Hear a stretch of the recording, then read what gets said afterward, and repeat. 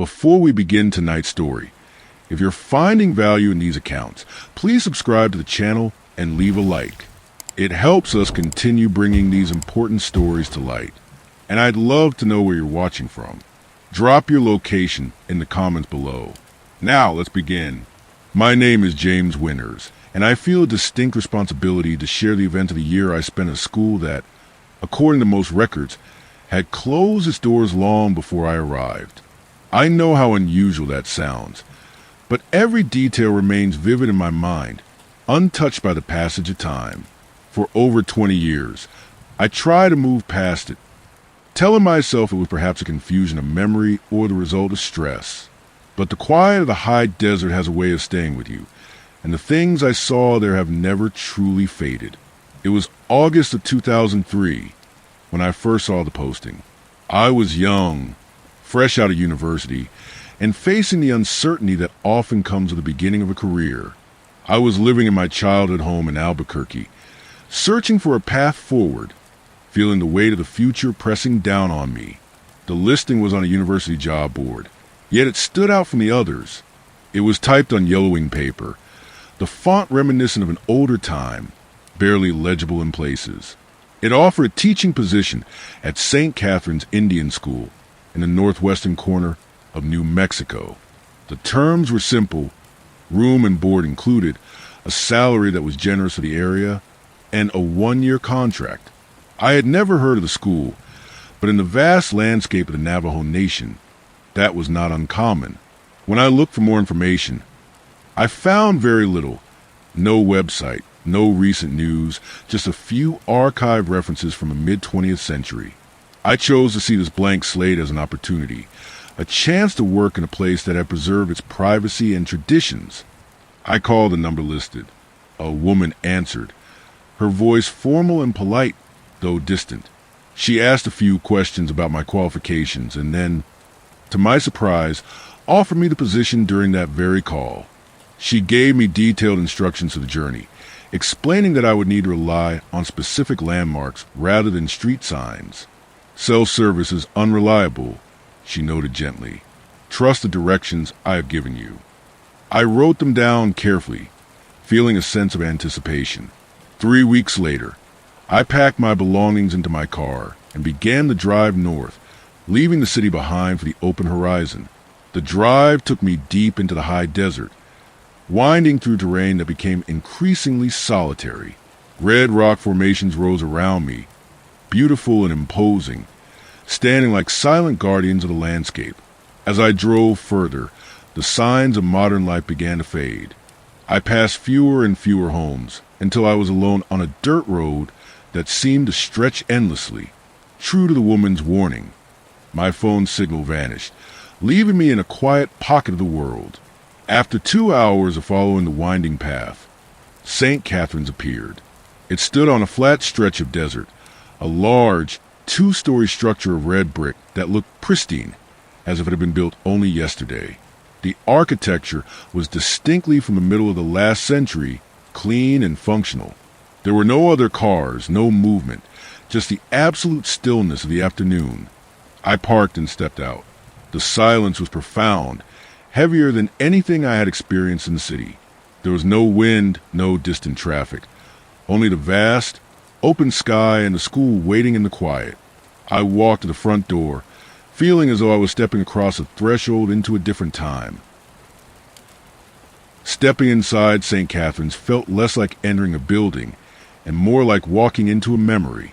The air was cool and smelled faintly of floor wax and old books, a scent that immediately brought to mind the classrooms of decades past. The hallway stretched out before me, lined with doors that featured small glass windows. The walls were painted a soft, institutional green, and the floor was polished to a shine that reflected the dim light. It was immaculate, yet there was a stillness to it that felt held in suspension, as if the building were holding its breath. Mr. Winters. The voice was soft but clear. I turned to see a woman standing near an office door. She was older, dressed in a gray garment that spoke of conservative, bygone fashion. Her hair was pulled back neatly, and her expression was calm, though unreadable. "I am Mrs. Crawford," she said. Welcome to St. Catherine's. She did not offer a handshake, merely a nod of acknowledgement. Let me show you to your room. You will want to rest before orientation tomorrow. I followed her through the silent halls. The only sound was our footsteps echoing lightly against the floor. We exited the main building and walked across a small courtyard to a dormitory. The heat of the day was beginning to wane, casting long shadows across the red earth. Inside the dormitory, the atmosphere was identical to the school, quiet, orderly, and frozen in time. She unlocked the door marked Faculty 3 and handed me a small metal key.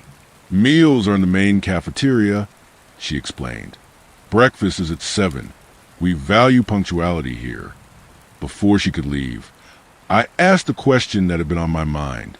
Mrs. Crawford, how many students are here this year? 23, she replied simply. And the other teachers? You will meet everyone in the morning. She turned and walked away, her figure retreating down the long, green hallway until she disappeared. My room was simple. A bed, a desk, a dresser. No television, no radio. The window looked out over the endless desert, now turning purple in the twilight. I unpacked my few things, the silence of the room pressing in on me. It wasn't an uncomfortable silence, but it was deep, the kind of quiet that makes you aware of your own heartbeat. I tried my phone again, but the screen remained blank. I was truly cut off. That night, sleep was difficult to find. The bed was unfamiliar, and the absolute lack of ambient noise was disorienting. I lay awake, watching the moonlight move across the floor. Then, in the deepest part of the night, I heard it, a sound coming from the main building, drifting through the open air. It was the sound of children singing. It was faint, a melody I couldn't quite place, perhaps a hymn. It was beautiful but sorrowful, a collective voice rising in the darkness. I listened, mesmerized, for perhaps 20 minutes until it stopped as abruptly as it had begun. The next morning, I woke with the sun. I dressed and made my way to the cafeteria. The room was vast and empty. A serving line offered simple food, eggs, toast, coffee, but there was no one serving it, and the food was only lukewarm. I ate alone at a long table, the feeling of isolation growing stronger. It felt as though I were the only person awake in the world. At 8 o'clock sharp, I smoothed my shirt and walked to the principal's office for orientation. I didn't know it then, but I was about to be introduced to a reality that defied explanation, a place where the clock had stopped, and the past was not just a memory, but a living, breathing presence. At precisely 8 o'clock in the morning, I stood before the door to the principal's office. The wood was dark and varnished to a high sheen, the brass handle cold to the touch. I took a steadying breath, adjusted my tie, and knocked. The sound was sharp in the quiet hallway. A moment later, a voice from within granted me permission to enter. I stepped inside, and the sensation of walking backward in time intensified. The office was a perfectly preserved tableau of mid-century authority. Heavy filing cabinets painted in olive drab lined the walls. A large oscillating fan sat silent in the corner, and the air was thick with the scent of pipe tobacco and stale paper. Behind a massive oak desk sat Mr. Hayes. He was a man who seemed carved from stone, his features set in an expression of permanent, unyielding seriousness. He appeared to be in his 50s, wearing a dark suit that was immaculate, pressed with precision that suggested a military background.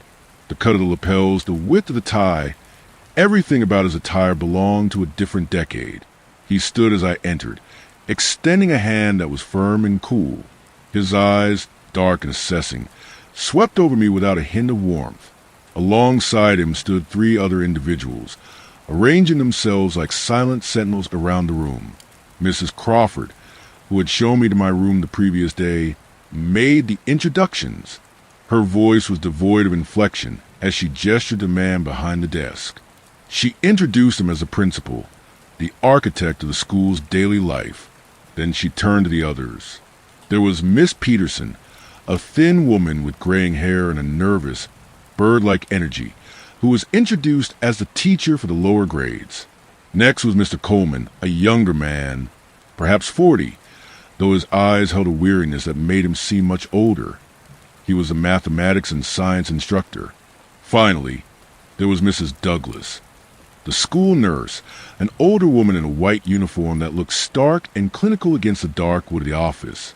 She nodded to me but did not speak, her expression guarded. Mr. Hayes sat back down, folding his hands on the desk. He began to speak about the mission of St. Catherine's. His voice was a deep baritone, steady and rhythmic, like a metronome ticking in an empty room. He spoke of structure, of discipline, and of the necessity of a proper education. He explained that the students came from difficult backgrounds, from places that lacked the order and civility that the school provided. He used terms that felt archaic, words like civilize and mold, language that hadn't been common in educational theory for half a century. He spoke of the students not as children to be nurtured, but as raw materials to be shaped. There was a profound disconnect between his words and the year 2003, a gap that made me shift uncomfortably in my chair. He did not mention specific tribes or cultural heritage. Instead, he spoke of leaving the old ways behind to prepare for success in American society. He slid a thick folder across the desk toward me. It moved with a heavy rasp against the wood. I opened it to find my curriculum for the year. The papers inside were not crisp laser-printed sheets, but mimeograph pages, the ink purple and fading. I examined the textbooks listed. They were standard editions for 1953. The history books ended before the Civil Rights Movement. The geography text showed borders that had long since shifted. The lesson plans were rigid, focusing heavily on rote memorization and patriotism, with absolutely no mention of Native American history or culture, save for what was framed as a past to be overcome. I looked up, confusion clouding my polite demeanor.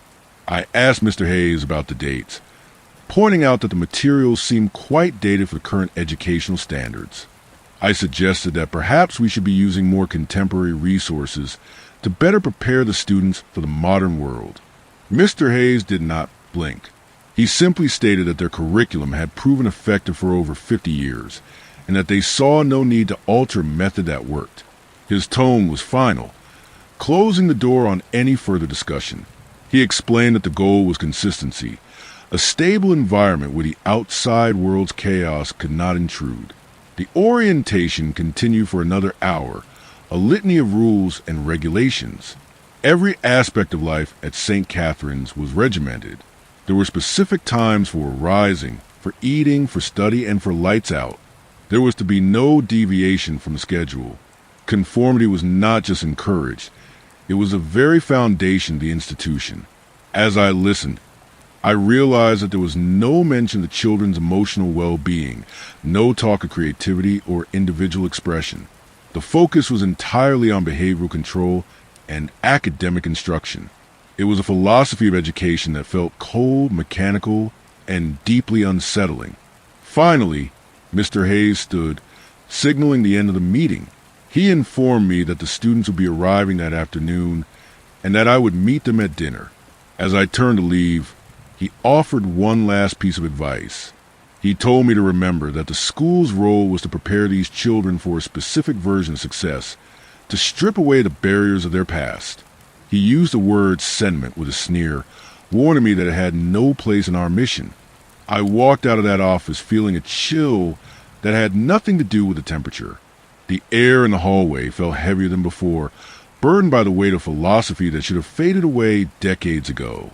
I returned to my room to review the lesson plans, the smell of old paper filling my nose, wondering how I was supposed to teach living children with tools from a dead era.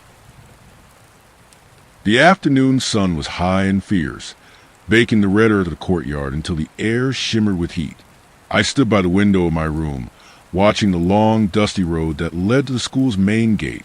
According to Mr. Hayes, the students were due to arrive at any moment.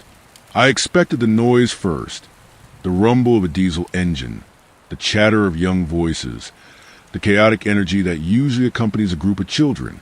But when the arrival finally happened, it came with the same eerie silence that pervaded everything at St. Catherine's. A bus appeared in the distance, a large yellow shape emerging from a heat haze. It moved slowly, kicking up a cloud of red dust that hung in the air like a veil. It was an older model, its paint faded by the relentless sun, its rounded fenders and grille suggesting a vehicle from the mid-20th century. It rolled through the open gates and came to a halt in the center of the courtyard. The engine cut out, and for a moment, there was no movement. Then, the doors folded open with a metallic creak. I watched as the children filed off. There were exactly 23 of them, just as Mrs. Crawford had said. They descended the steps one by one, moving with a calm, disciplined slowness that was unnerving to witness. There was no running, no shouting, no pushing or laughing. They simply formed a line on the gravel, standing at attention as if they were soldiers on parade rather than students starting a new school year. What struck me immediately was their appearance. They were uniformed in a way that erased their individuality. The boys wore dark trousers and crisp white shirts, their hair cut short in identical crew cuts that exposed their ears and necks. The girls wore navy blue dresses, simple and modest, with white collars. Their hair was cut in a blunt bob, resting just above their shoulders. They looked like a photograph from a history book brought to life. They stood perfectly still, their hands at their sides, their eyes fixed on the ground or straight ahead. From my vantage point, I could see Mr. Hayes standing on the steps of the main building, addressing them.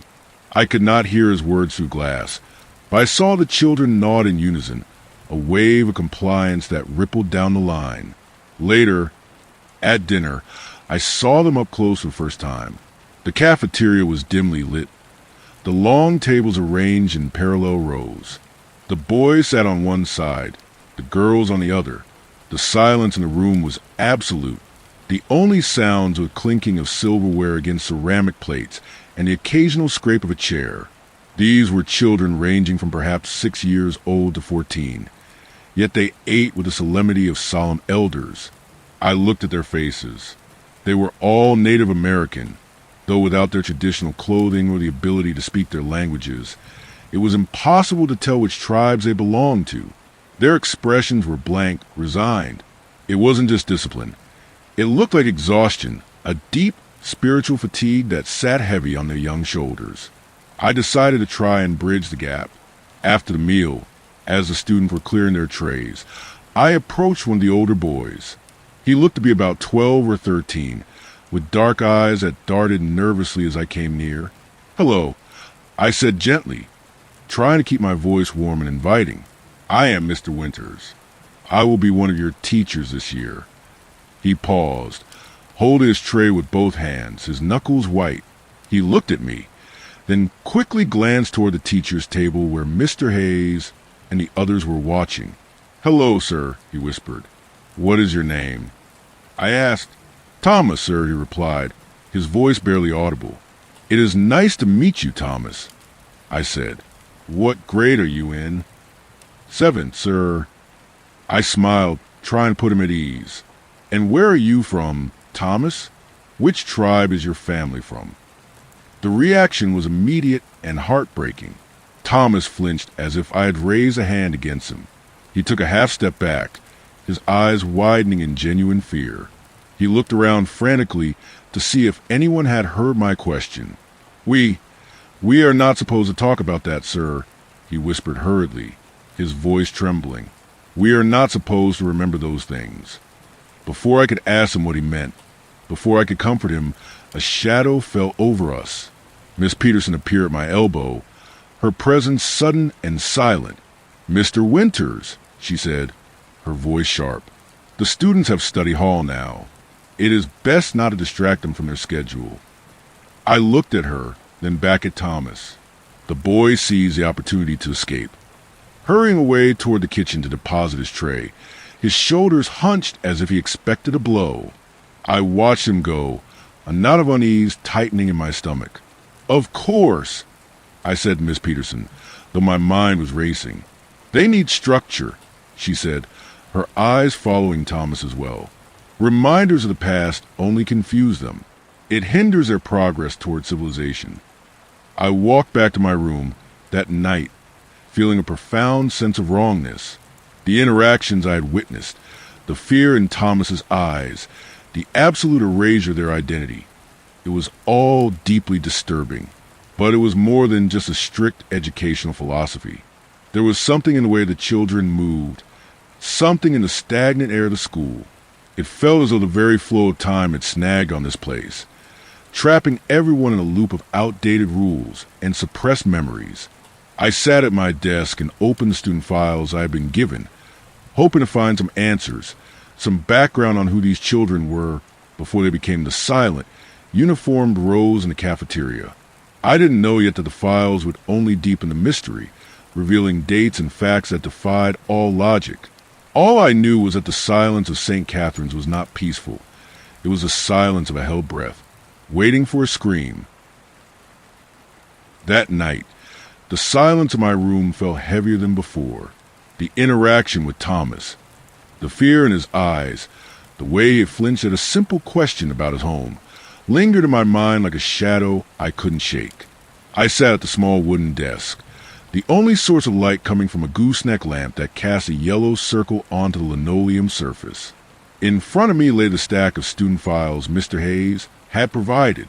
They were manila folders, worn soft at the edges, smelling of dust and age. I opened the first one, hoping to find something that would help me understand the children I was meant to teach, perhaps a note about their families or their interests. The file belonged to a student named Mary. I scanned the document. It was a standard enrollment form, typed on a typewriter with a ribbon that had been running dry. It listed her name, her age, 12, and her home community. But as my eyes moved down the page to the date of enrollment, I stopped. The date stamped at the bottom was September 3rd, 1952. I blinked, assuming I had misread it in the dim light. I leaned closer. No, the ink was faded but clear, 1952. I frowned, flipping the page over to see if there was a more recent update. Perhaps a transfer form from a modern date. There was nothing, just medical records of vaccinations given in the early 50s, and report cards with comments dated from the Eisenhower administration.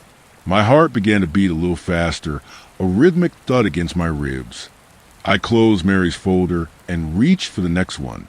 Thomas, the boy I had spoken to only hours ago. His file was identical in its impossibility. Enrollment date, August 28th, 1954. I went through another. Lucy, age 10, enrolled 1955. Robert, age 14, enrolled 1951. I went through every single file in the stack, all 23 students. Every single one of them had an enrollment date between 1951 and 1956. I sat back in the hard wooden chair, the room spinning slightly. This had to be a clerical error, a massive, inexplicable filing mistake, where someone had simply never updated the forms or was using old templates without changing the year. It was the only rational explanation. These children were here, alive, young.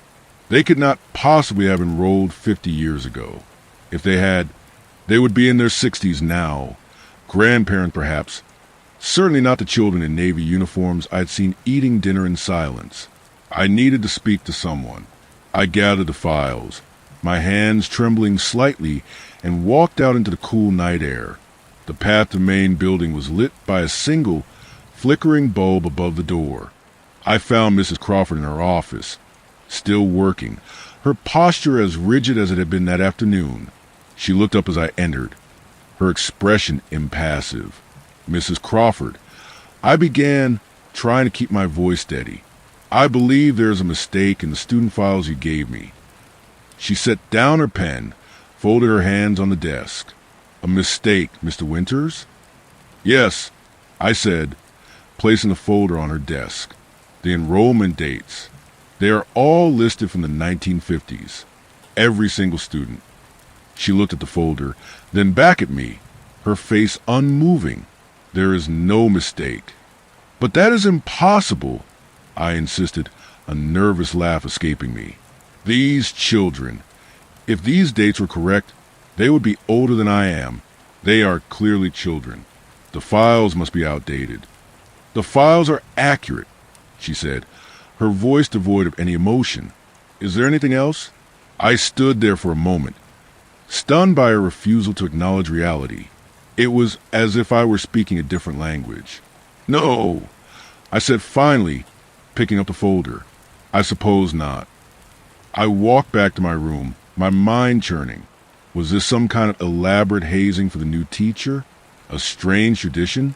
I tried to rationalize it, to force the pieces to fit into a world that made sense. But as I lay in bed that night, rationality began to fray. The silence of the desert was broken again. The singing returned. It started softly, just like the night before, a choir of young voices rising in a hymn. But this time, there was another sound beneath the melody. It was a sound of weeping. Soft, desperate crying, the kind that comes from someone trying very hard not to be heard. It was a sound of profound loneliness. I got up, driven by a need to help, and followed the sound. It led me out of the dormitory and toward the main building. The heavy front doors were unlocked. I stepped into the hallway, the smell of wax and old paper greeting me. The crying was coming from the far end of the hall, from one of the classrooms. I walked toward it, my footsteps soft on the linoleum. The door to the classroom was closed. I hesitated, then pushed it open. The room was dark, illuminated only by the moonlight filtering through the high windows. But in the shadows I saw them, small shapes huddled in the corners, curled beneath the desks. Children. "Hello," I whispered. "Are you all right? You should be in bed." They didn't answer. They didn't move. I reached for the light switch and flipped it. The fluorescent tubes hummed to life, flooding the room with stark white light. The room was empty. I stood there, the breath caught in my throat. The desks were arranged in perfect rows. The chalkboard was clean. There was no one there. But I had seen them. I had heard them. The sound of their weeping still echoed in my ears. I turned off the light and backed out of the room, my skin pricking with a cold that had nothing to do with the desert night. I returned to my room, but sleep did not come.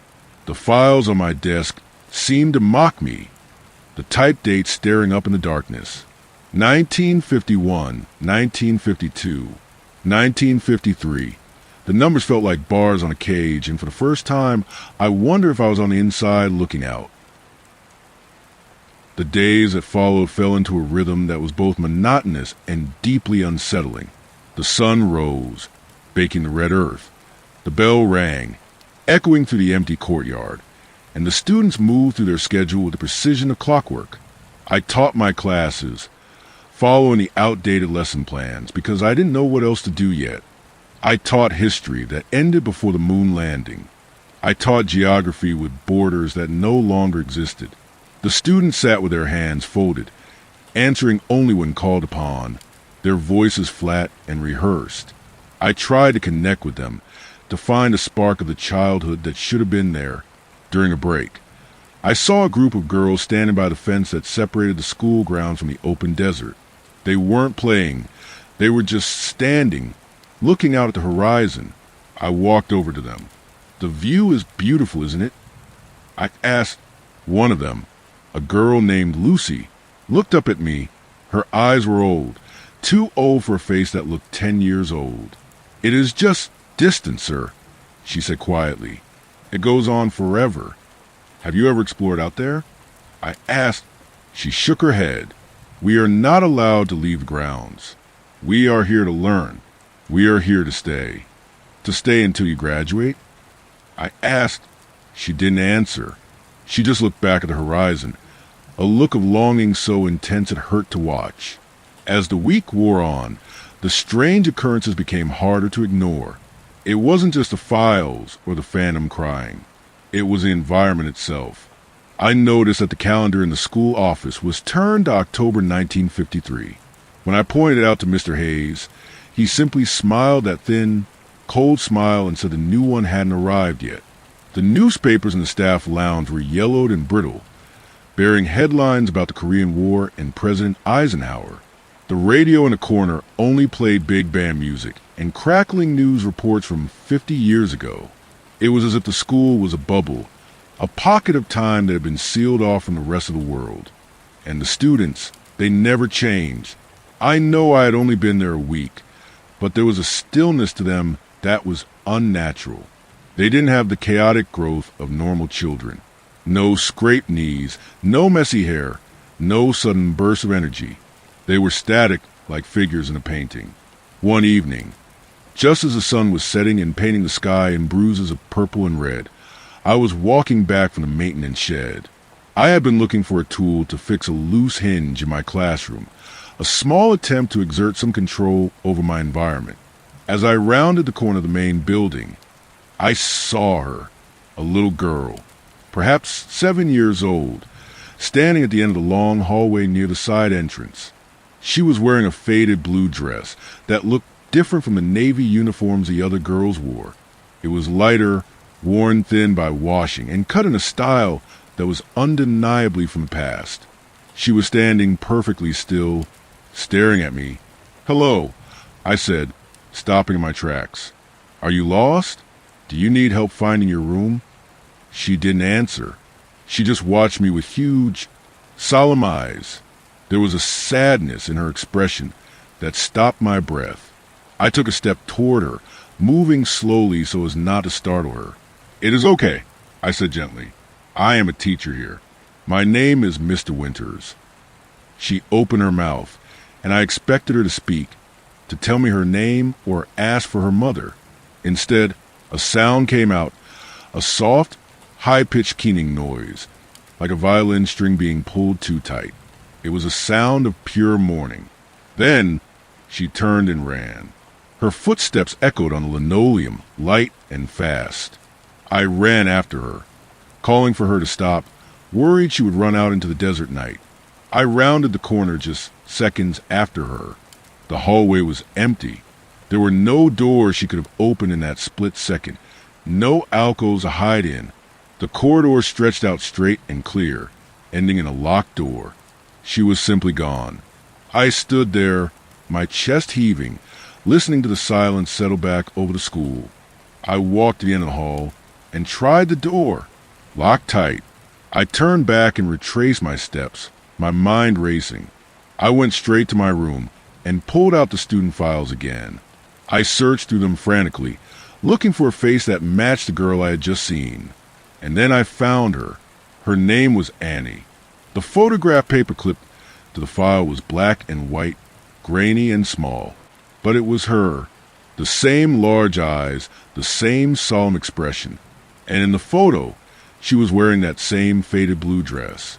I looked at the details typed below the photo. Annie Tao, age 7, enrolled in 1951. My finger traced a line down to the bottom of the page, where a final note had been typed in red ink. It was a single line that made the world drop out from under me. Status: deceased November 1953. I stared at the paper, the date burning into my vision. The girl I had just seen, the girl who had run down the hallway and vanished, had been dead for 50 years. The radio playing old songs, the calendar stuck in time, the weeping in the empty classroom, all crashed together in a terrifying realization. The isolation of St. Catherine's wasn't just geographical. We were adrift in a sea of time, caught in a current that flowed in a circle, and I was the only one who didn't know the steps to the dance. I looked out the window at the dark desert, realizing that the road I had driven in on might not lead back to the world I knew. I was trapped in 1953, and the ghosts were not just memories. They were my neighbors. The discovery of Annie's file changed everything. The silence of the school no longer felt peaceful. It felt heavy, pregnant with unspoken truths. I spent the next few days and a days teaching by rote while my mind raced through impossible scenarios. The children, my students, watched me with their unblinking, knowing eyes. They knew, whatever this was, whatever trap held us here, they were part of it, and they had been waiting for me to realize it. It was Friday evening when the dam finally broke. I was in my classroom, the sun dipping below the horizon and painting the walls in long, stretching shadows. I was pretending to organize papers, but in reality, I was trying to find the courage to confront Mr. Hayes again. The door creaked open, and I looked up to see Thomas standing there. He looked terrified, his hands twisting the fabric of his trousers. "Mr. Winters," he whispered, casting a glance down the empty hallway. "Can I ask you something?" "Of course, Thomas," I said, putting down my pen. "Come in." "Close the door."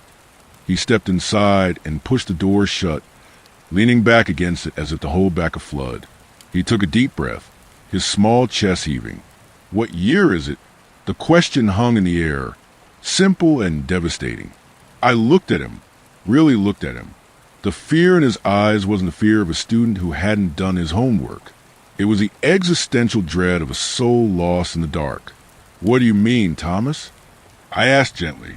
"In the outside world?" "Yes," he said, his voice trembling. "Out there, where the cars are new, where the music is different." "What year is it?" "It is 2003, I said. "September 2003. His face crumpled. It was a slow collapse, the mask of disciplined stoicism falling away to reveal a child's profound grief. Tears spilled over his cheeks, silent and hot. "That is what I thought," he sobbed quietly. "But it can't be, because I came here in 1953. I stood up and walked around the desk, kneeling in front of him. "Thomas, I was 12 years old," he continued, the words tumbling out now that the seal was broken. "My parents were told it was for 1 year, just 1 year to learn English, to get an education. That was 50 years ago, Mr. Winters. I am still 12 years old. We are all the same age we were when we came here. Why won't we age? Why won't they let us leave?" I reached out and took his hands. They were cold. "How many of you?" I whispered. 23, he said. "We were all brought here between 1951 and 1956. They told our parents it was mandatory. They cut our hair. They took our clothes. They forbade us to speak our languages. And then," he paused, choking on a sob. "Then they never let us go home, and time just stopped. Before I could offer any comfort, the door burst open. Mr. Hayes stood there, his silhouette framed by the hallway light. His face was a mask of cold fury. "Thomas," he said, his voice low and dangerous. "Back to the dormitory. Now." Thomas scrambled up, terror etched on his face, and ran past Hayes without a word. Hayes watched him go, then turned his gaze to me. "Mr. Winters." A word in my office. Immediately, I followed him, my heart hammering against my ribs. In his office, the air was stifling. He closed the door and turned to face me. "You have been here 1 week, and already you are causing disruption, asking questions, encouraging the students to remember things they need to forget." "Mr. Hayes," I said, my voice shaking but firm. "Thomas just told me everything. He says he has been here for 50 years. He says they all have." "Thomas is confused," Hayes said smoothly. "They all are. It is part of their condition." "What condition?" I demanded. "What is this place?" Hayes studied me for a long moment, his eyes cold and devoid of humanity. He walked to the window and looked out at the dark desert. "St. Catherine's was established to civilize," he said softly, "to remove the old ways and save a child. We did our job well. Too well, perhaps." He turned back to me. "The children you are teaching, Mr. Winters, they are the successes, the ones who survived the process. 23 students who fully embraced a new way. The problem is, we fixed them so completely that they became frozen. Perfect examples of what we were trying to create. And somehow, the school became frozen with them. You are telling me," I stammered, "you are telling me time has stopped here." "Welcome to St. Catherine's," he said, a cruel smile touching his lips. "You are part of it now, just like the rest of us. You can't leave. None of us can. We are all trapped here in 1953. Forever. Teachers come, teachers stay. The students never leave, never age. And neither will you. Panic, cold and sharp, seized me. I didn't think. I turned and ran. I burst out of the office, sprinted down the hall, and threw open the front doors. The night air hit my face as I scrambled to my car. I fumbled with the keys, my hands shaking so badly I dropped them twice. Finally, the engine roared to life. I threw into gear and sped toward the gate, toward the road that led back to civilization. I drove fast, the headlights cutting through the darkness. I drove for what felt like hours, waiting for familiar landmarks, for the lights of a town. But there was nothing, just the endless red rocks and the black sky. And then, ahead of me, lights appeared. Relief flooded through me. I pressed down on the accelerator, but as I got closer, the shape of the building became clear. It wasn't a town. It was St. Catherine's. I had driven in a straight line away from the school, and the road had led me right back to the front gate. I stopped the car, breathing hard. I turned around and drove in the opposite direction. The same result. No matter which way I went, the desert curved back on itself, depositing me at the foot of the school. I sat there, the engine idling, staring at the red brick building that was now my prison. Mr. Hayes was standing on the steps, waiting. "Welcome to your first day, Mr. Winters," he called out, his voice carrying across the silent courtyard. "You will have many more." The realization of my entrapment brought a strange kind of clarity. The first month passed in a blur of denial and attempted escapes. I tried walking into the desert, only to find myself circling back to playground. I tried waiting for a delivery truck, for anyone from the outside, but no one ever came. The food in the cafeteria just appeared. The electricity never faltered. The water never stopped running. St. Catherine's was a self-sustaining ecosystem of the past. I wasn't alone in this captivity. I began to observe the other staff more closely. Miss Peterson, the lower grades teacher, had arrived in 1967. Mr. Coleman in 1982. Even Mrs. Douglas, the nurse, had lost count of her years. They had all been absorbed into the eternal present of the school. They went through the motions of their jobs, grading papers that would never be sent anywhere, teaching lessons that would never be used. They had accepted their fate. They had become part of furniture. But I couldn't accept it. Not yet. I looked at my students, my 8 charges in the upper grades, and I saw something the others didn't. I saw the tragedy of interrupted lives. Thomas, Mary, Lucy, Robert, Ursula, William, Grace, and John. 8 children who should have lived full lives had families grown old. Instead, they were preserved in amber, trapped in the bodies of children, carrying the memories of elders. I decided that if I couldn't leave, I would at least change the nature of our imprisonment. I started small. In my classroom, I closed the door and put away the 1953 textbooks.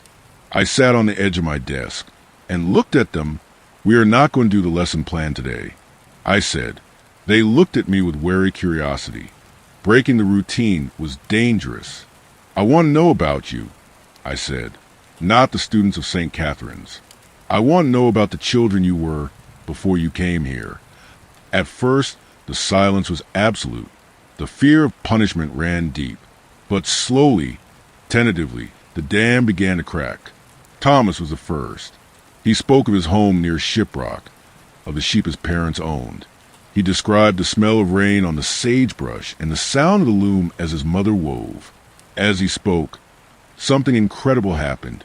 His face, usually mask-like and blank, softened. He looked younger, or perhaps more alive. Mary spoke next. She had been taken from canyon to shade.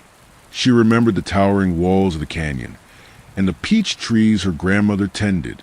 She remembered having 6 siblings, a chaotic, loud, loving family that had been stripped away in an instant. She wept as she spoke, but they were tears of release, not despair. Lucy, the youngest, struggled to remember. She had been only 6 when she arrived, and 50 years of St. Catherine's had eroded her memories like wind on sandstone. "I remember a song," she whispered.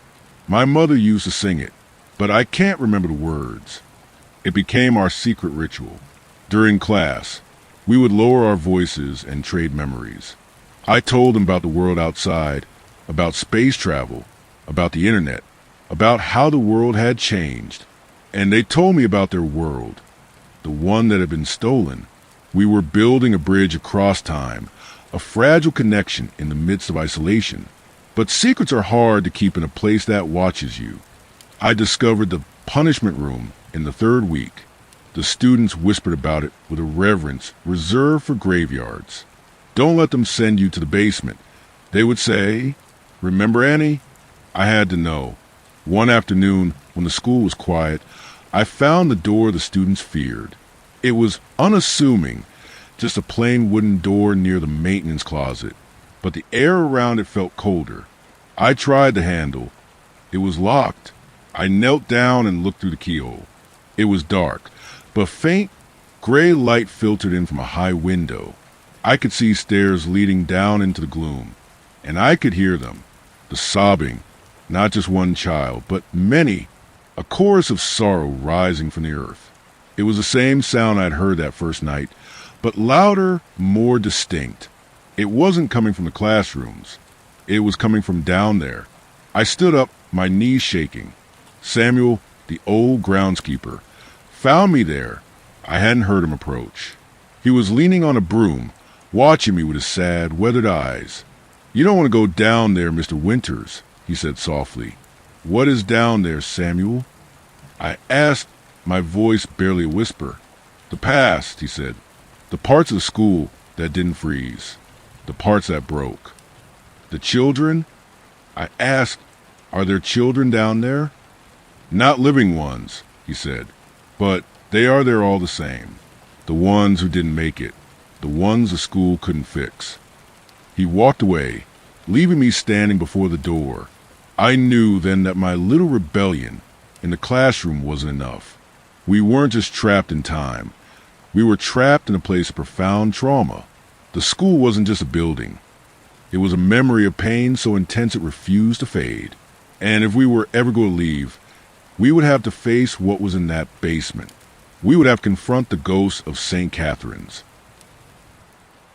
The heavy wooden door to the basement remained locked, but its presence loomed large in my mind, a dark anchor pulling at the corners of my thoughts. The sounds I had heard, the chorus of sorrow rising from the earth, haunted my quiet moments. I knew I could not simply ignore it. The key to understanding St. Catherine's, and perhaps the key to our release, lay in understanding the full history of this place, not just a sanitized version presented in the files. I sought out Samuel, the groundskeeper. He was a man of few words, a fixture of the landscape who seemed as weathered and enduring as the mesas that surrounded us. I found him in the late afternoon, tending to the small, fenced cemetery behind the main building. The sun was low, casting long, melancholic shadows across the rows of simple white crosses. There were about 30 of them, stark against the red earth, their paint peeling under the relentless sun. "Samuel," I said softly, not wanting to startle him. He did not look up from his work. He was kneeling, clearing away wind-blown sagebrush from the base of a marker. "Mr. Winters," he acknowledged, his voice dry like the rustling of leaves. "I need to understand," I said, stepping closer to the fence. "You told me the basement holds the past. You said they are the ones who didn't make it. Who are they?" Samuel stopped his work. He remained kneeling for a long moment, his hands resting on his knees. Then, slowly, he stood and turned to face me. His face was a map of deep lines, etched by years of sun and silence. "You see these graves?" He gestured to the white crosses. "These are the ones whose names were written down, the ones whose families were sent letters. Sickness," they said, "accidents, the tragedies of a hard life. And the others?" I asked, my heart heavy. "The voices in the basement?" He looked toward the school, his eyes filled with a pain that seemed older than the building itself. St. Catherine's was built to change things, he said quietly, to take the old world and make it new. But change is not always gentle. Sometimes the spirit breaks before the habit does. The children in the basement, they are the ones who held on too tight to who they were. The ones the school tried to correct, and in the correcting, they were lost. How many? I whispered. 217, he said. The number hung in the air, precise and devastating. From 1951 to the day the doors officially closed. They are not in this cemetery, Mr. Winters. They are the foundation. Their memories, their sorrow, it is what holds this place together. It is what stopped the clock. You have been here since the beginning, I realized, looking at him with new eyes. Since 1951. He nodded slowly. I was young then. I thought I was helping. I thought this was the way forward. By the time I understood, it was too late. I had been burying children for 50 years, Mr. Winters, and when there was no more room in the earth, the school kept them. We have to help them, I said, a sense of urgency rising in my chest. If they're the anchor, then helping them might free us. It might free the students. Samuel looked at me with a mixture of pity and doubt. You cannot help the past. It is already written. But isn't past, I insisted. Not here. Here. It is happening every day. The students are still children. The pain is still fresh. If we can reach them, if we can acknowledge them, maybe the cycle can break. He studied me for a long time, searching for something in my face. Finally, he sighed, a sound of immense fatigue. Come with me, he said. There is something you need to see. Something not in the files. He led me away from the cemetery, past the manicured grounds, to a gate I had never noticed before. It was overgrown with vines, blending into the fence line. He pushed it open, the metal groaning in protest. Beyond lay a field of wild grass and sage, untouched and seemingly empty. But as we walked through it, I began to see the signs. Slight depressions in the earth, mounds that looked too regular to be natural. This is the real cemetery, Samuel whispered. No markers, no names, just the earth holding what was left behind. I stood in the middle of the field, the wind whispering through the grass. I closed my eyes and listened, and there was not a sound but a feeling, an immense silent pressure, the weight of 217 forgotten stories pressing up against the surface, waiting to be told. The revelation of the field changed the texture of the nights for me. Sleep became an impossible luxury. I would lie in my bed, staring at the ceiling, feeling the proximity of the field and the basement like a physical weight. The school wasn't just a prison of time. It was a vault of sorrow, and the pressure inside was building. A few nights after my conversation with Samuel, I woke with a start. The silence of the desert had changed. It wasn't the empty quiet I was used to. It was a charged, static silence, like the air before a thunderstorm. I got up and went to the window.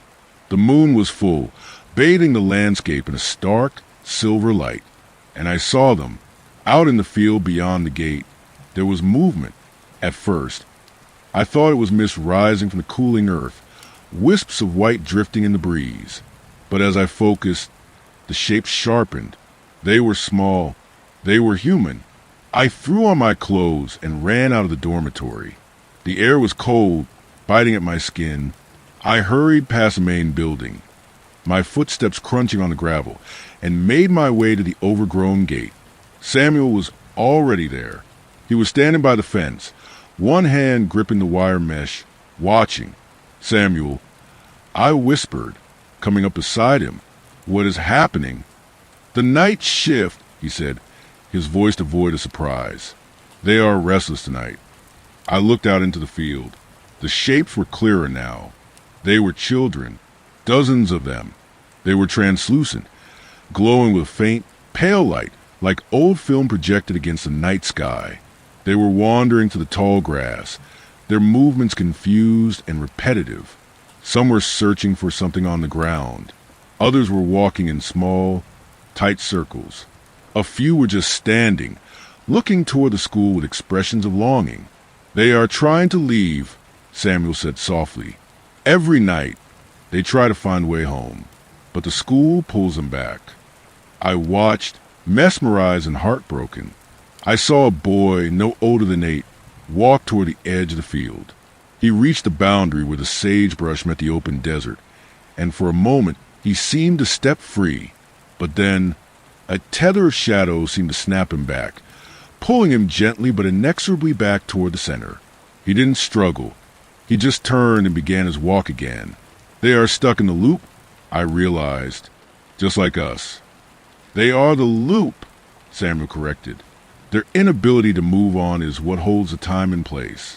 Their grief is the gravity here. Then we have to help them move on," I said, my voice trembling with emotion. "We have to finish what was started. They were denied their journey home. Maybe we can give it to them." "How?" Samuel asked. "We are just 2 men. We are not alone," I said, thinking of my classroom. "We have the 23, the ones who survived. They remember the old ways, Samuel. We have been talking. They remember the songs. They remember the prayers." Samuel looked at me, and for the first time, I saw a flicker of something that looked like hope in his eyes. "The mourning rites," he whispered. "They were forbidden, strictly forbidden. To speak the word of sending was to invite severe discipline. That is why they are stuck." I said, the pieces falling into place. "They were never properly mourned. They were never sent on their way. They are waiting for us to say goodbye." We stood there for a long time, watching the ghost children wander in the moonlight. It was a scene of tragic beauty. The luminous figures against the dark, ancient landscape. I saw the girl in the blue dress, Annie. She was standing apart from the others, looking directly at us. She raised a hand, a small, tentative wave. I raised my hand in return. "We see you, Annie," I whispered. "We see you." The night air grew colder, and the figures began to fade as the first hint of dawn touched the eastern horizon. The school was waking up, preparing to reset its clock to 1953 once again. But things were different now. The secret was out in the open field. We had a mission. We weren't just teachers and students anymore. We were the keepers of the gate, and it was time to open it. I walked back to my room as the sun crested the mesas, painting the world in gold. I knew what I had to do. I had to convince the students, my 23 fearful, disciplined children, to break the ultimate rule. I had to ask them to summon the courage to perform a ceremony that had been banned for half a century. It was a dangerous path, but looking back at the empty field, I knew it was the only way home, for all of us. The morning sun that filtered through the high windows of my classroom felt different after the night in the field. It was no longer just illuminating dust motes and old desks. It was lighting a stage for something new. I watched my students file in, taking their seats with the same mechanical precision as always. Hands folded, eyes forward, spine straight. But I looked at them differently now. I didn't just see students trapped in time. I saw the key to unlocking a 50-year-old door. I walked in front of the room and did something I had never done before. I picked up the lesson plan book, the one filled with the approved 1953 curriculum, and dropped it into the wastebasket. The thud was loud in the quiet room. 8 pairs of eyes widened. Thomas shifted in his seat. Mary glanced at the door, expecting Mr. Hayes to burst in. "We are doing something different today," I said, my voice steady. "We are not going to talk about the history in those books. We are going to talk about your history." Silence stretched tight across the room. "I saw them," I continued softly. "Last night, in the field behind the cemetery. I saw the children who didn't make it." A gasp rippled through the room. Lucy covered her mouth with a small hand. Thomas looked down at his desk, his knuckles turning white. "They are waiting," I said. "They are wandering because they were never sent home, because no one said the words for them." I looked at Thomas. "Do you remember the words, Thomas?" the songs for those who pass on. Thomas looked up, his eyes wet. We are not allowed, he whispered. It is the old way. It is forbidden. The rules of this school have kept you here for 50 years, I said gently. Maybe it is time to change the rules. Not with anger, but with memory. Remembering isn't wrong. It is how we honor who we are. I sat on the edge of my desk, lowering myself to their eye level. I need your help. I can't do this alone. They need you. They need to hear the voices of their own people. For a long, agonizing moment, no one moved.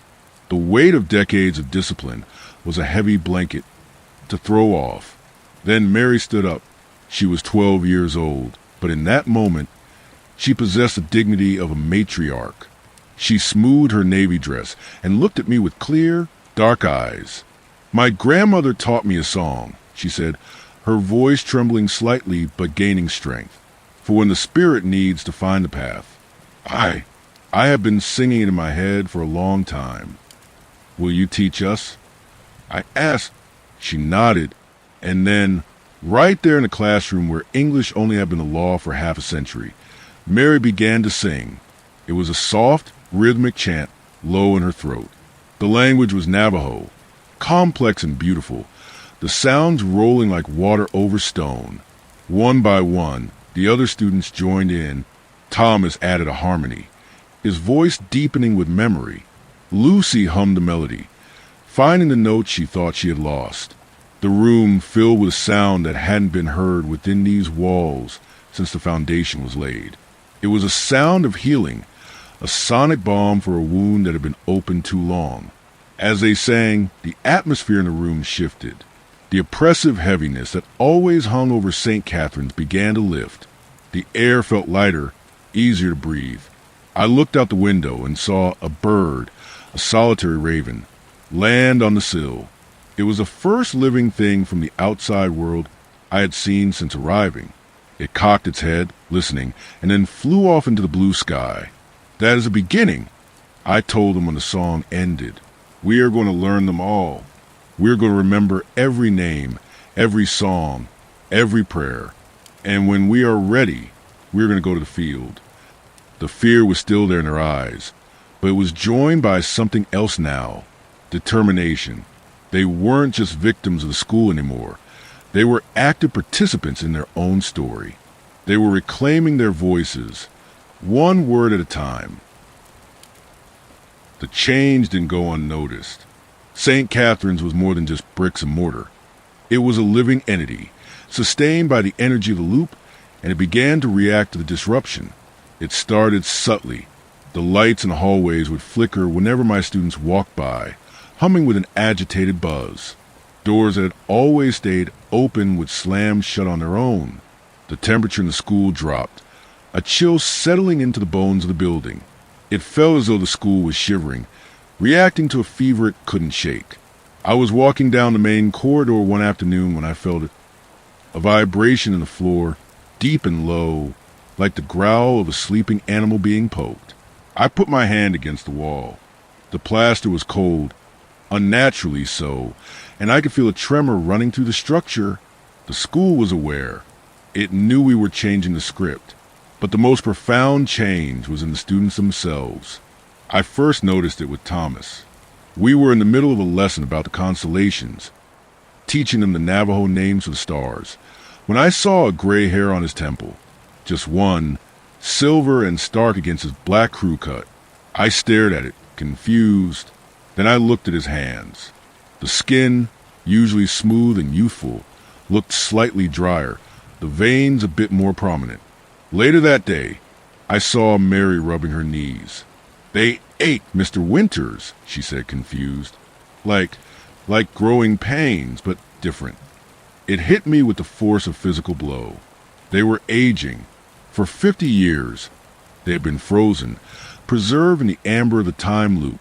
But as they reclaimed their memories, as they reconnected with the flow of their own history, the loop was beginning to fray. Time was leaking back in. I found Samuel in the boiler room, staring at the gauges. The needles were twitching erratically. Samuel, I said, breathless, the students, They are changing. Thomas has a gray hair. Mary has joint pain. They are aging. Samuel turned to me, his face grave in the dim light. I warned you, he said. The balance is shifting. You are waking them up. Is that bad? I asked, isn't that what we want? For time to move again. It is not that simple, Samuel said, wiping his hands on a rag. Time has a lot of catching up to do. 50 years is a heavy debt to pay all at once. If the dam breaks, they will age rapidly. I realized, horror dawning on me. If we break the loop, they won't just grow up. They will become who they are supposed to be. They will be in their 60s. Or older, Samuel said softly. The body remembers time, even if the mind forgets. You're opening the door, James. But once it is open, you cannot choose what comes through. The school knows, I said. It is reacting. It is afraid, Samuel said. It feeds on their stasis. It feeds on the unfinished business. If they move on, the school loses its purpose. It loses its life. Then we have to be faster, I said. We can't let them age in here, trapped. If they're going to age, let it be as free people. Let it be under the open sky. That night, the school tried to stop us. I was in my room when the door handle rattled violently. I hadn't locked it. I tried to open it, but it wouldn't budge. Though it groaned under immense pressure. The windows rattled in their frames. The singing from the basement was deafening, a cacophony of wails that shook the floorboards. I pushed against the door, shouting for help, but my voice was swallowed by the noise. The school was tightening its grip. It was a siege. I huddled in the corner, covering my ears as the walls seemed to close in. But then, through the chaos, I heard it, a song. It was coming from the dormitory next door. My students, they were singing. It wasn't a cry for help. It was a song of protection, a strong, steady chant that cut through the school's tantrum like a knife. Thomas's voice led them, deep and resonant. Mary's harmony wove around it. As they sang, the rattling of my door ceased. The lights stopped flickering. The wailing from the basement receded into a sullen murmur. The door clicked open. I stepped out into the hallway. The students were standing in the corridor, clustered together. They looked tired. Thomas had shadows under his eyes. Lucy looked thinner. The aging was accelerating, but they were standing tall. We are ready, Thomas said. His voice was deeper now, the voice of a young man, not a child. We know the words now. We are ready to go to the field. I looked at them, my brave, aging children, and nodded. The school had tried to crush us, but it had only made them stronger. The time for hiding was over. The harvest was coming, but it wouldn't be the one the school expected. We were going to harvest the ghosts, and we were going to set them free. The morning after the school's violent reaction, the atmosphere within St. Catherine's had shifted irrevocably. The building felt sullen, a brooding presence that watched from every corner, but the fear that had once ruled the hallways was gone, replaced by a quiet, steely resolve. My students walked to class not with a robotic shuffle of inmates, but with a new, deliberate grace. They were changing minute by minute. Thomas's jawline had sharpened, the soft roundness of childhood melting away to reveal the man he was becoming. Mary moved with stiffness in her hips that spoke of age, yet her eyes shone with a youthful, fierce clarity. We were in the middle of a lesson, not from the books, but a discussion about the importance of names. When the door opened, it wasn't the tentative creak of a student. It was the sharp, authoritative entrance of Mr. Hayes. He stood in the doorway, his silhouette cutting a dark shape against the hall light. For the first time, his immaculate suit looked slightly disheveled, a button undone, his tie slightly askew. The school's distress was affecting him too. "Mr. Winters," he said, his voice tight, "I have been hearing disturbances, singing, in languages that are not permitted." The room went still, but it wasn't the fearful silence of before. It was the silence of a held breath before a plunge. "We were practicing history, Mr. Hayes," I said, standing up to meet his gaze. "Living history? That is not the curriculum," he snapped, stepping into the room. "The curriculum is designed to protect them, to save them. You are undoing 50 years of work." He turned his glare on Thomas. "Thomas, stand up." Thomas stood. He was taller now, almost eye level with the principal. The gray hair at his temple caught the light. "You have been leading this," Hayes accused, his voice trembling with a mix of anger and something that looked like panic.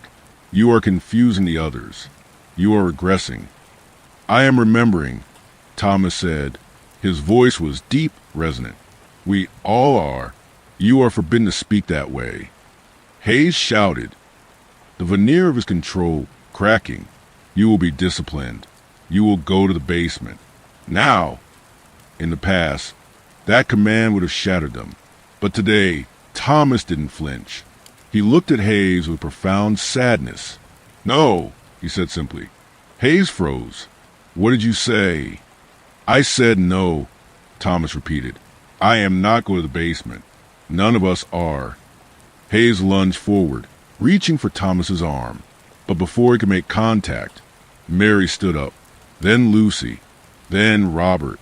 In seconds, all 8 students were standing, forming a protective wall around Thomas. They didn't raise their hands. They didn't shout. They just stood there, a unified front of quiet defiance. "If you take him," Mary said, her voice clear and strong, "you take all of us. We are done with the basement, Mr. Hayes. We are done with forgetting." Hayes looked around the room, his eyes darting from face to face. He saw the gray hairs, the maturing faces, the undeniable passage of time that was finally catching up to his preserved world. For the first time in half a century, his authority held no weight. He was a king whose castle was crumbling. This is mutiny," he whispered, stepping back. "It is growing up," I said softly. "It is inevitable, Mr. Hayes. You can't stop time forever. It always finds a way in."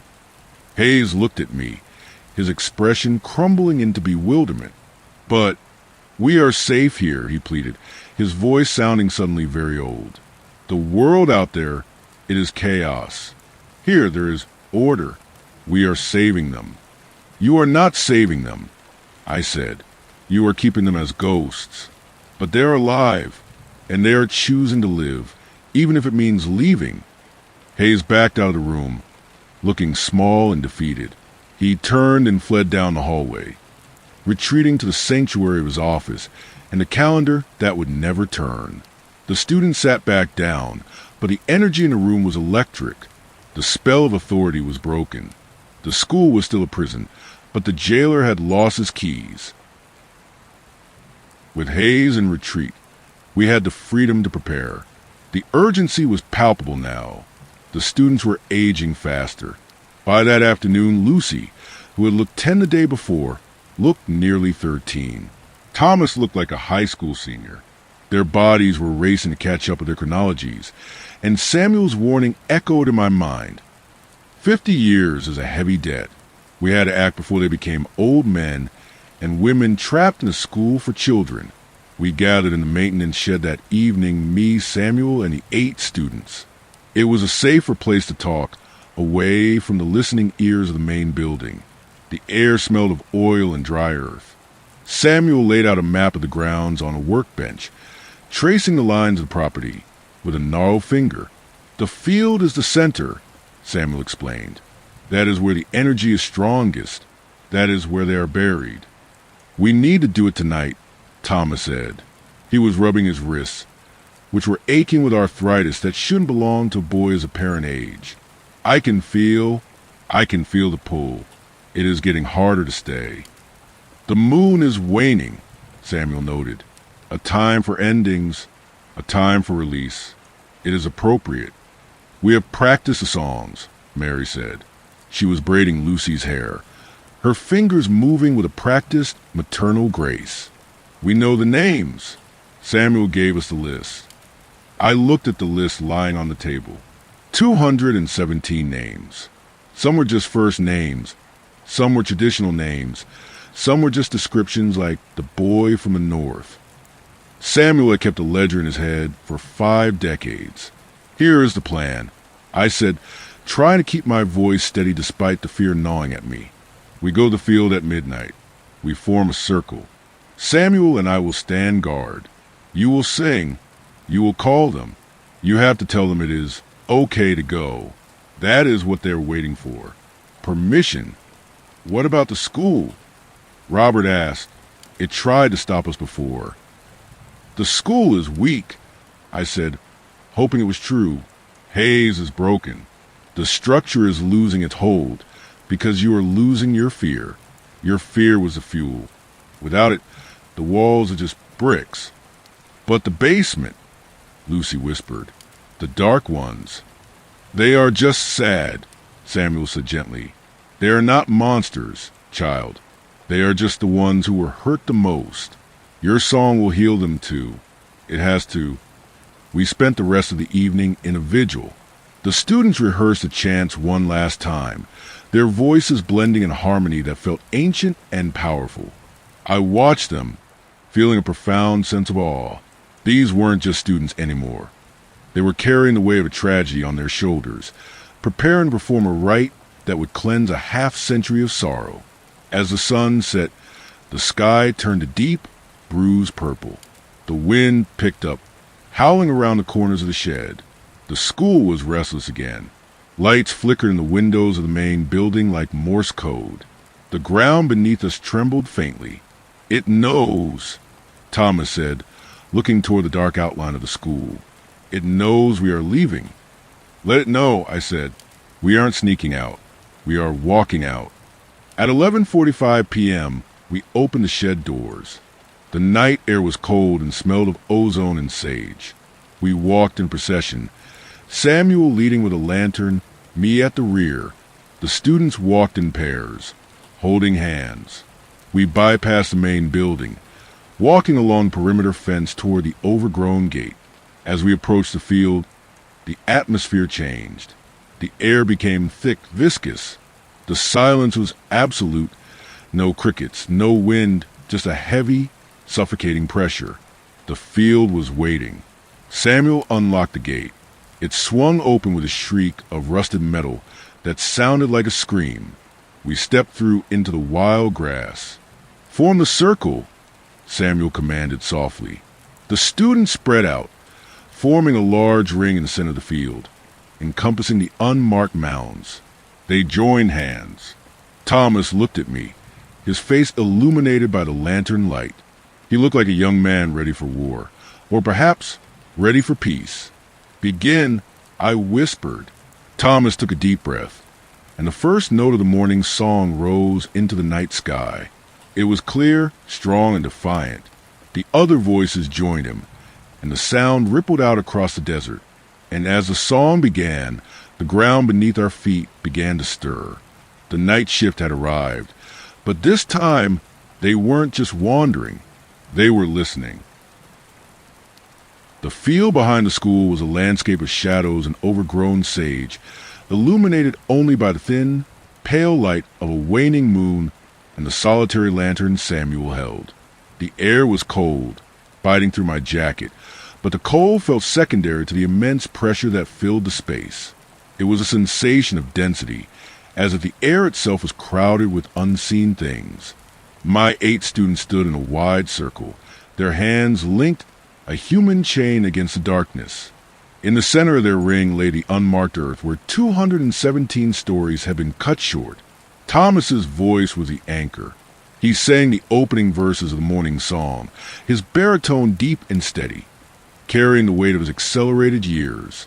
It was a song of guidance, a map made of melody, designed to lead a wandering spirit back to the path it had lost. Mary, Lucy, and the others joined him, their harmonies weaving a complex tapestry of sound that rose and fell like the wind through a canyon. It was a sound that belonged to the land, ancient and resonant, a language that the earth understood. As the song grew in strength, the field began to respond. At first, it was just a shimmer in the air, like heat rising from asphalt. Then the light began to coalesce. Wisps of pale luminescence drifted up from the ground, swirling and forming into distinct shapes. The ghost children appeared. They were not the frightening, flickering images I had seen from a fence. Tonight, they looked clearer, more defined. I could see the details of their faces, the patterns on their clothes, the way their hair moved in the wind I couldn't feel. They were translucent, glowing with a soft, ethereal light. But their expressions were no longer blank with confusion. They were listening. They rose from the earth in dozens. Small children in faded dresses, older boys in work shirts, toddlers who barely reached the top of the sagebrush. They stood silently within the circle of the living, their eyes fixed on the singers. The sorrow that had radiated from them for so long began to soften, replaced by a look of recognition. They were hearing their own language. They were hearing the farewell they had been denied. Samuel, standing beside me, was weeping openly. Tears tracked through the deep lines of his face, shining in the lantern light.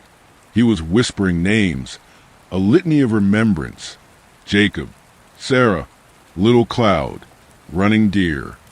With every name he spoke, a figure in the crowd would turn toward him and nod, a gesture of forgiveness that broke my heart. The song shifted, the tempo increasing slightly. It was the part of the rite that signaled departure. Go now, the melody seemed to say. Your burden is laid down. The way is open. The ghost children began to move. They didn't walk. They drifted, floating upward like embers from a dying fire. They moved toward the sky, their forms becoming brighter, more radiant.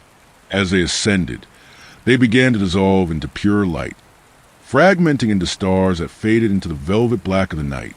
It was a beautiful, silent exodus. The pressure in the field began to lift, the heavy, suffocating atmosphere dissipating with every soul that found its release. But as the spirits departed, the reaction from the living was immediate and terrifying. I looked at Thomas. He was singing with his eyes closed, tears streaming down his face, but his body was changing. His shoulders broadened, his hair whitening at the temples before my eyes. He was aging in seconds. Beside him, Mary's posture stooped, her hand becoming gnarled and veined as she held on to Lucy. Lucy, who had been a child of 10 just days ago, was now a young woman, then a matron, her face lining with the grace of years she had never lived. "They are catching up," Samuel whispered, his voice trembling. "The debt is being paid." I wanted to run to them, to stop it, to save them from this rapid decay. But I knew I couldn't.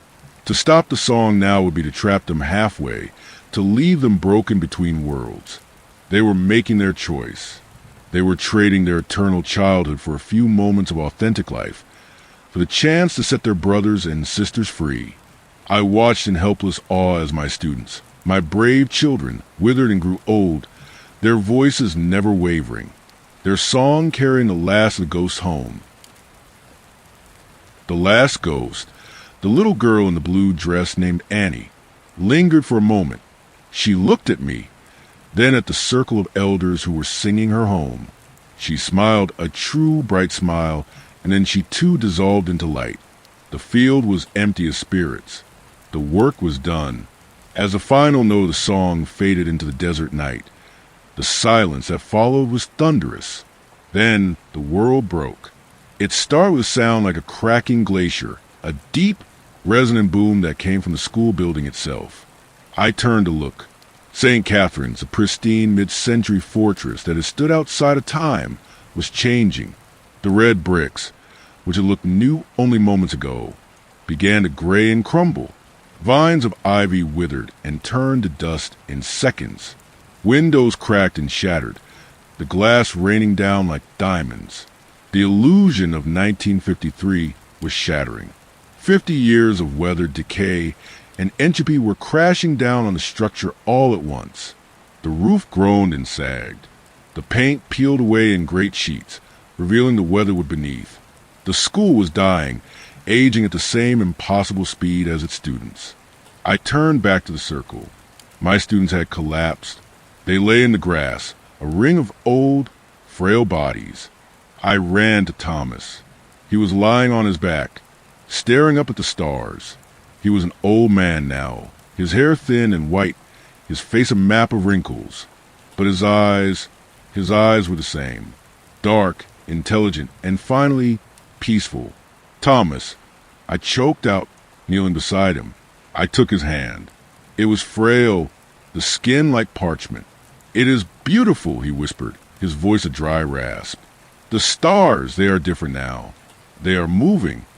"You did it," I said, tears blurring my vision. "You freed them." "We are free too," he said, a faint smile touching his lips. "We lived, Mr. Winters. It was short, but we lived." I looked around. Mary was holding Samuel's hand. She looked like a grandmother, her face serene. Lucy was curled up in the grass, looking small and fragile. They were all breathing shallowly, the life ebbing out of them like a receding tide. They had spent 50 years waiting to grow up, and they had done it all in an hour. "The school," Samuel said, his voice weak. He was sitting in the grass, looking at the ruin of the building. "It is finished." I looked back at St. Catherine's. It was a ruin now. The roof had caved in completely. The walls were jagged stumps. It looked like a place that had been abandoned for decades, which in reality it had. The time loop was gone. We were back in the linear flow of the world. It was 2003 or 2004, or whenever we were. The present had arrived with the force of a tidal wave. I stayed with them as the sun began to rise. One by one, their breathing stopped. It wasn't violent. It was a gentle cessation, a candle blowing out in a soft breeze. Thomas was the last to go. He squeezed my hand one last time, his grip surprisingly strong for a moment, and then his eyes drifted shut. I sat in the field of wild grass, surrounded by the bodies of 8 old people who had been children yesterday. The sun crested the horizon, painting the desert in brilliant oranges and pinks. It was a new day, a real day. The air smelled of sage and dust, clean and sharp. The oppressive weight was gone. The silence was just silence now, natural, empty, and peaceful. Samuel and I were the only ones left. He sat quietly, his head bowed, murmuring a prayer. I looked at the ruins of school, then at the peaceful faces of my students. They had chosen this. They had chosen mortality over stasis. They had chosen to be ancestors rather than ghosts. And in doing so, they had saved themselves. I closed my eyes and let the first rays of the true sun warm my face, weeping for the beauty and the tragedy of their sacrifice. The sun that rose over the high desert that morning felt different than any sunrise I had witnessed in the past year. It was sharper, clearer, stripping away the haze of the dream we had been living in. The light revealed the truth of what St. Catherine's had become. The imposing, pristine structure of red brick that I had walked into months ago was gone. In its place stood a skeleton of a building, a ruin that looked as though it had been abandoned to the elements for decades. The roof had collapsed inward, leaving jagged beams pointing toward the sky like broken fingers. The windows were gaping holes, staring blindly out at the desert. The manicured grounds were choked with weeds and drifts of red sand. I sat in the field of wild sage, the silence around me profound and heavy. Around me lay the bodies of my students, Thomas, Mary, Lucy, and the others. In the light of day, the transformation was even more stark. There were old men and women, their faces mapped with deep lines, their hair white and thin. They looked like elders who had passed peacefully in their sleep, surrounded by the land they loved. There was no sign of the children they had been just hours before. The loop had extracted its price in full. They had lived 50 years in an hour, a lifetime compressed into a single act of liberation. Samuel sat a few feet away, his head bowed, his hands resting on his knees. He looked diminished, as if the purpose that had kept him going for half a century had finally evaporated, taking his vitality with it. He was just an old man now, keeping watch over the dead. "We have to leave," I said, my voice sounding raspy and strange in the quiet air. "We cannot stay here." Samuel nodded slowly, but didn't move. Where do we go? The world out there, it has moved on without us. We go home, I said, though I wasn't sure where that was anymore. We have to tell someone. We have to explain. But how could we explain? Who would believe that these elderly bodies belonged to children who had been missing since the 1950s? Who would believe that we had spent a year in a time capsule? The impossibility of our situation settled over me. We were witnesses to a miracle and a tragedy that history had no room for. We spent the morning performing one last duty. We couldn't bury them. The ground was too hard and we were too weak. But we could arrange them with dignity. We straightened their limbs, closed their eyes, and covered them with the few blankets we had brought from the shed. Samuel recited prayers in a low murmur, his voice the only sound in the vast emptiness. It was a humble, quiet funeral for the bravest people I had ever known. By noon, the heat was rising. I walked to my car, which was parked near the ruined gate. It was covered in a thick layer of dust, looking as though it had sat there for years. I brushed the sand off the windshield and tried the key. The engine sputtered, coughed, and then miraculously turned over. The sound of the combustion engine felt jarring, a noisy intrusion from the modern world. Samuel, I called out, "Come on." He stood up slowly, taking one last look at the blanket-covered forms in the field. He touched the brim of his hat in a silent salute, then turned and walked toward the car. He moved with a heavy, shuffling gait. He got into the passenger seat and stared straight ahead through the dusty windshield. I put the car in gear and drove through the broken gate.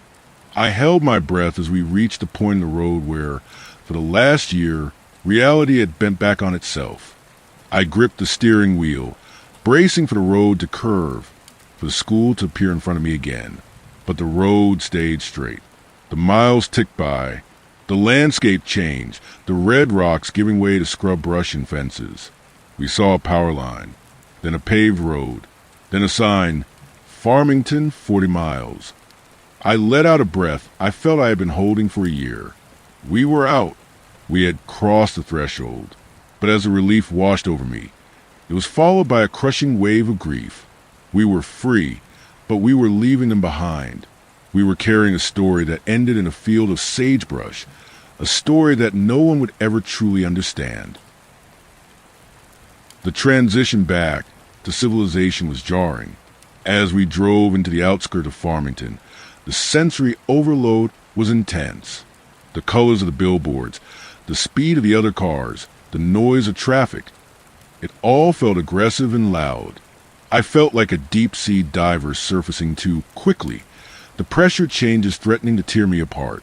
We pulled into a gas station, the fluorescent lights of the convenience store humming with a frequency that hurt my ears.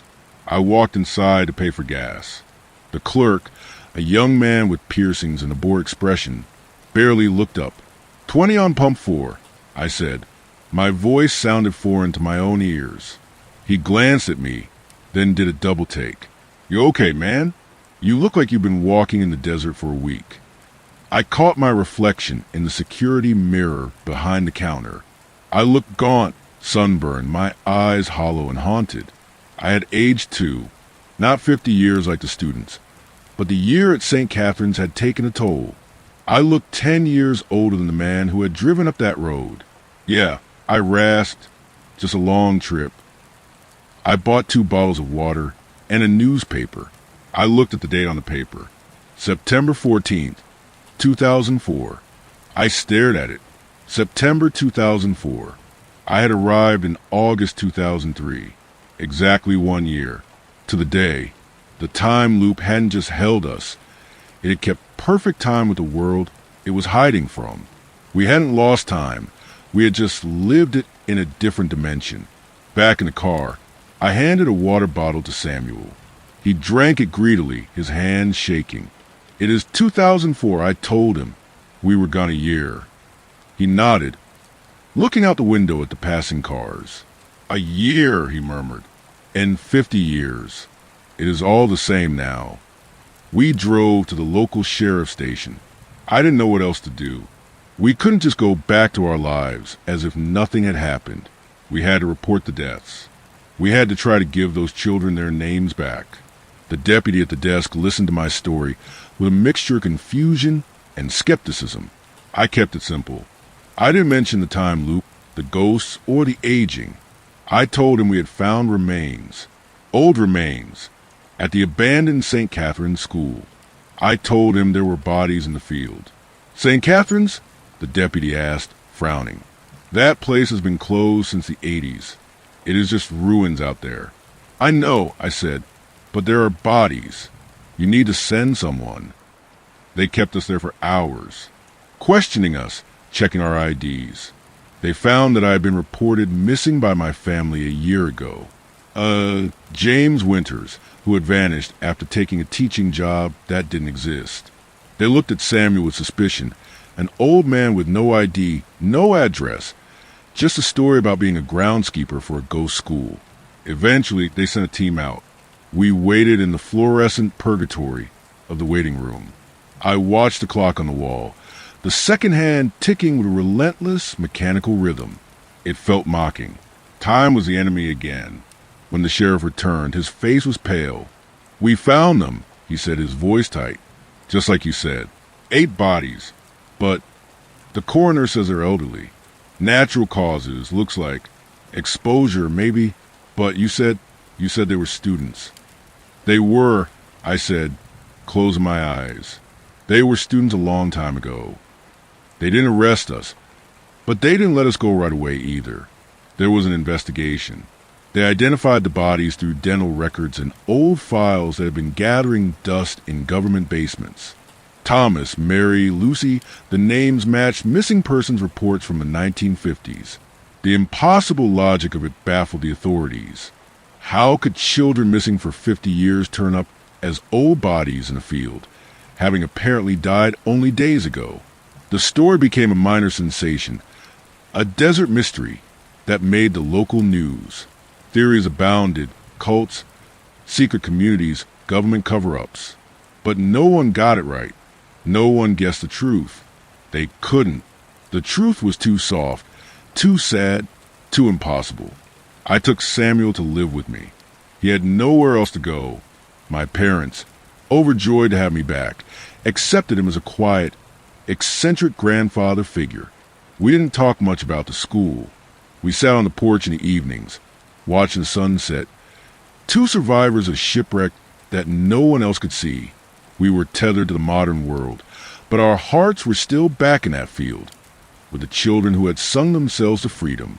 We were the keepers of the memory, the only 2 people on earth who knew that for one brief, shining hour, St. Catherine's had been a place of healing, not just a ruin in the sand. The years that followed our return drifted by with a strange, detached quality.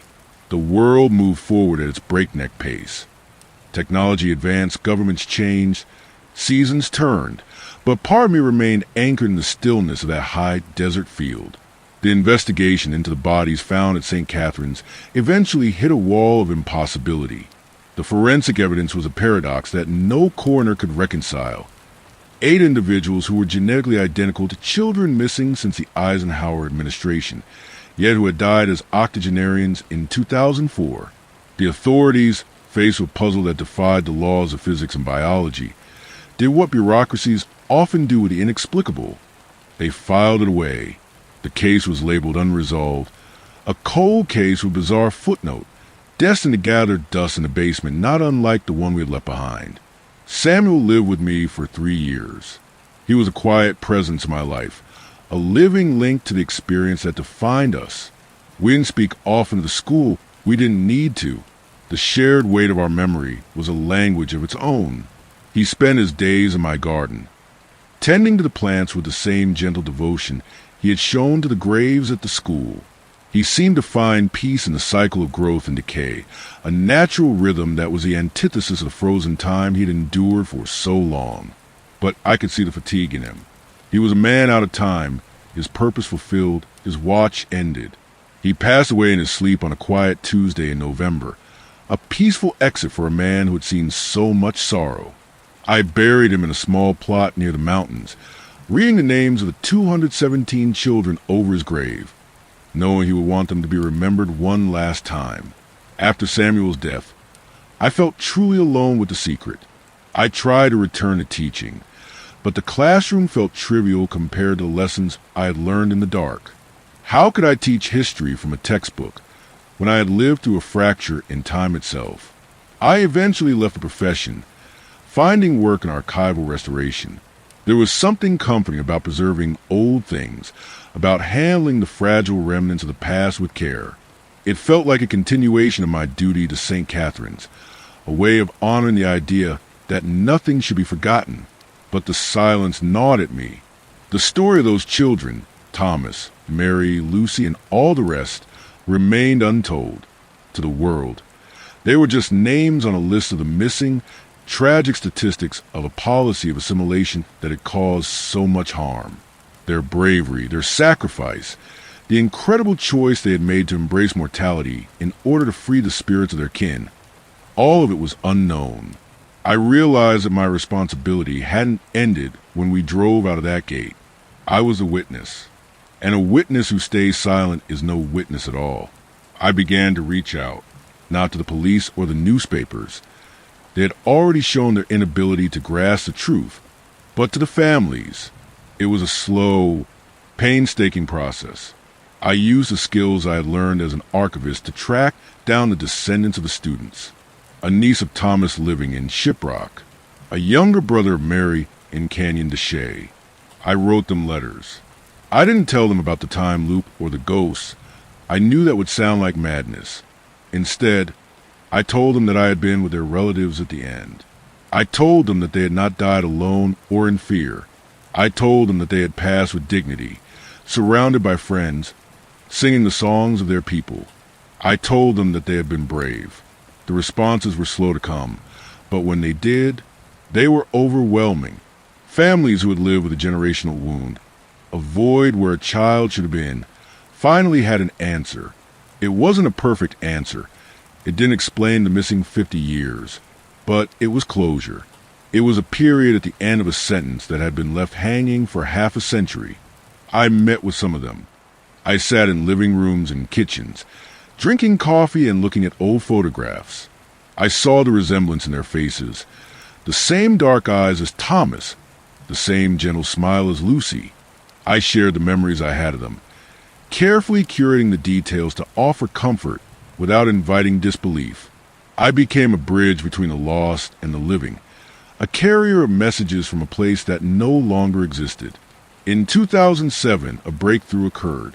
A coalition focused on healing the trauma of the boarding school era began a project to identify unmarked graves across the region.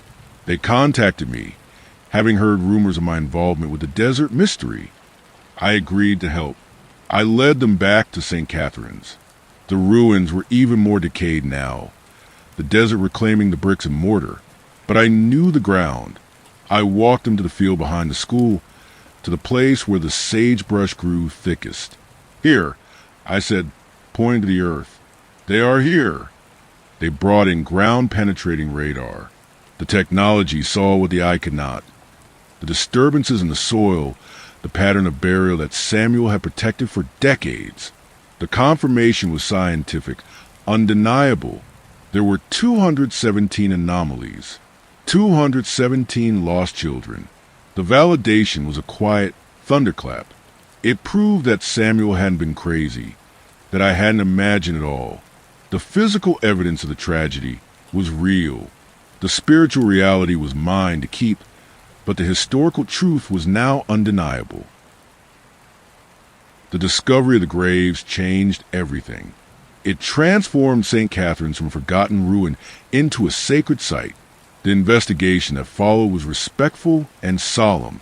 There were no more questions about time travel or impossible ages. The focus shifted to repatriation, to bringing the children home.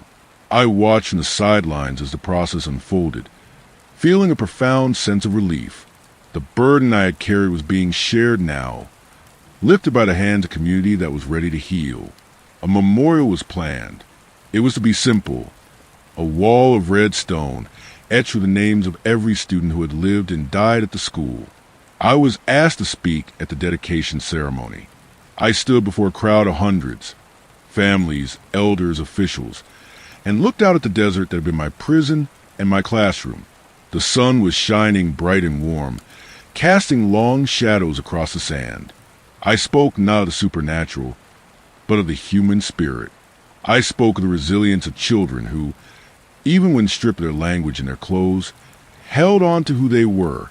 I spoke of the power of memory, of how remembering is an act of resistance against erasure. They were not just victims, I told the crowd.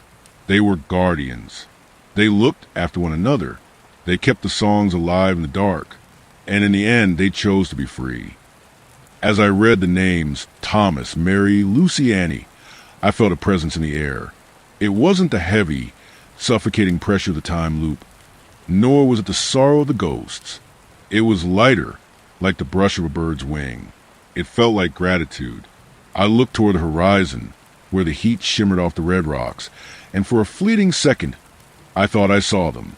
Not the old men and women who had died in the grass, but the children, running, laughing, playing a game of tag in the endless field of the afterlife. Finally allowed to be just children. The memorials stand there today. It is a quiet place, visited by those who remember and those who want to learn. The ruins of the school have been cleared away, leaving only the open desert and the wall of names. I visit once a year on the anniversary of our release.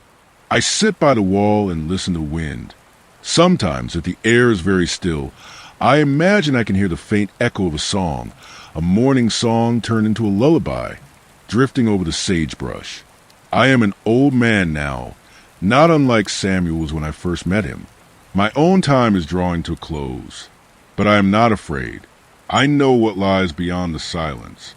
I know that time is not a straight line, but a circle, and that love and memory are the only things that can cross the boundary. I have told my story. I have spoken their names. The loop is broken, the debt is paid, and the children of St. Catherine's are home. And so, as the sun sets on my own journey, I leave you with this. We are all travelers through time, carrying the past with us as we move toward the future. It is our duty to remember those who were left behind, to sing their songs, and to ensure that no one is ever truly forgotten. Thank you for listening. Thank you for remembering with me. Until we meet again, may your own journey be filled with light, and may you always find your way home. Good night.